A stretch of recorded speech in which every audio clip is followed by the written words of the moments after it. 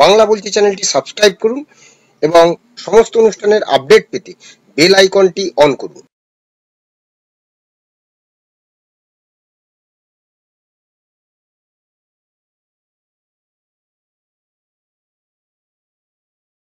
নমস্কার, বাংলা বলছি চ্যানেলে আপনাদের স্বাগত। আমি বিপ্লব দাস বলছি।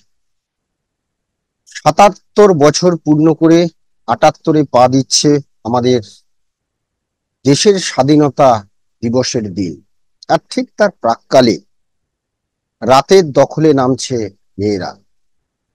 আরজি করে তরুণী চিকিৎসক হত্যার প্রতিবাদ এবং সেই প্রতিবাদে এই বাংলায় এরকম একটি প্রতিবাদ সভা কেমন রূপ নিতে চলেছে আমরা জানি না, কিন্তু বিভিন্ন জায়গা থেকে যা খবর আসছে, যে প্রতিবাদ সভাটি মাত্র সোশ্যাল মিডিয়ায় কয়েকজনের আহ্বানে বলা হয়েছিল রাতের দখল হোক 14 আগস্ট মধ্যরাত, রাতের দখলে আসুক, মেয়েদের দখলে আসুক মধ্যরাত, স্বাধীনতা দিবসের প্রাক মুহূর্তে।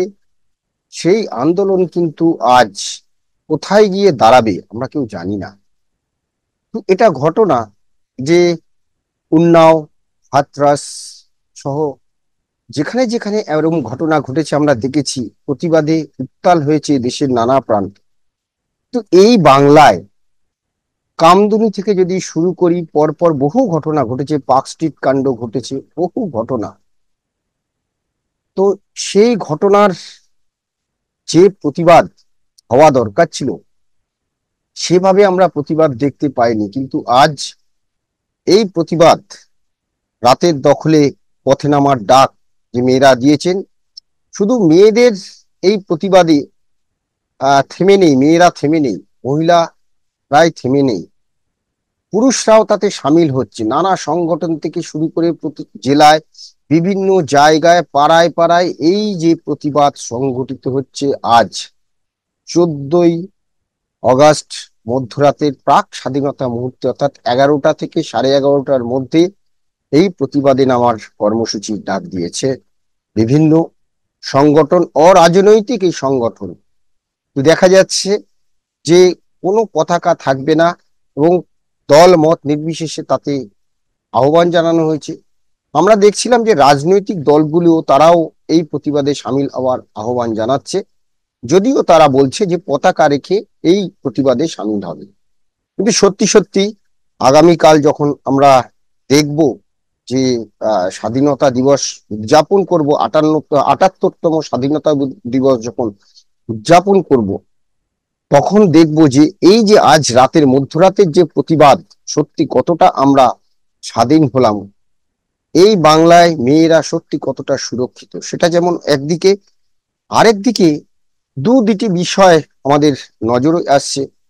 একটি বিষয় হচ্ছে যে যখন এই আমরা কিছুদিন আগেই একটা প্রতিবেদন করেছিলাম নাগরিক সমাজকে নিয়ে, যে কেন চুপ নাগরিক সমাজ, আমরা সেই নাগরিক সমাজকেই বলেছিলাম যারা সরকার পরিবর্তন করার মানে এই যে তৃণমূল সরকার, সেই তৃণমূল সরকার পরিবর্তনের আগে বিভিন্ন ইস্যুতে যারা পথে নেমেছিলেন, সেই নাগরিক সমাজ তারা কিন্তু চুপ ছিল।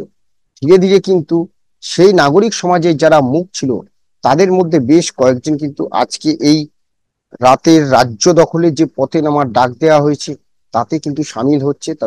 তারা আর কিন্তু তারা ঘরে বসে থাকতে চাইছে না, অর্থাৎ নাগরিক সমাজের যে প্রতিবাদ সেটাও কিন্তু বাড়ছে, সেখানেও কিন্তু ভিড় বাড়ছে।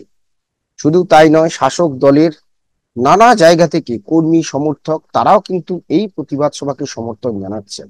অর্থাৎ আরজি করে তরুণী হত্যার যে পাশবিক অত্যাচার এবং তার হত্যার যে প্রতিবাদ, সেই প্রতিবাদ কিন্তু আজ আর থেমে থাকছে না। বাধ্য হয়েছে সরকার, যারা কথায় কথায় সিবিআই কে বলতো, ক্ষমতায় আসার আগে সিবিআই চাইতো, তারা ক্ষমতায় আসার পর সিবিআই কে তারা তীব্র ধিক্কার জানায়। যে কোনো ঘটনা নিয়ে সিবিআই কে তাদের ব্যর্থতার কথা বলে, কিন্তু বাধ্য হয়ে আজকে সিবিআই দিতে বাধ্য হলো। একদিকে কোর্টের নির্দেশে, অন্যদিকে মুখ্যমন্ত্রীও বলেছেন যে প্রয়োজনে সিবিআই চাইলে সিবিআই দেওয়া হবে।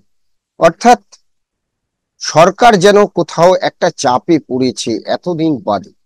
সেটা কথা নয়, কথাটা হচ্ছে কেন এই ঘটনায় পেছনে কারা প্রকৃত দোষী, কারা দায়ী, তারা কেন, তাদেরকে কেন আড়াল করা হচ্ছে, সেটাই তো সামনে আসুক।